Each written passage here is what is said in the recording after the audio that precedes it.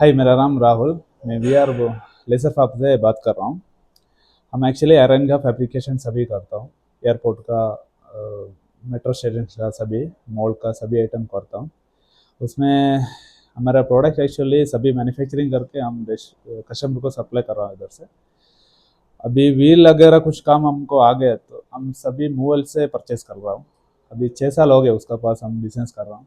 उस दिन से अभी तक हमको कुछ प्रॉब्लम नहीं हुआ एक्चुअली, सच बोले तो। क्योंकि हमको कैसे चाहिए वो सभी ऐसे ही वो लोग देते हैं, टाइम भी ऐसे है, क्वालिटी भी ऐसे है।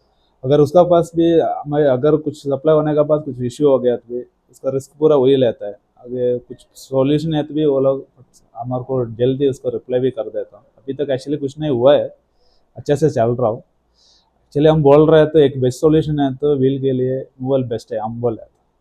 मेरा सजेशन बोले तो मूवल, क्योंकि मैं 6 साल से उसका पास बिजनेस कर रहा हूँ। इसके लिए क्वालिटी भी बहुत अच्छा है, टाइम भी उतनी है।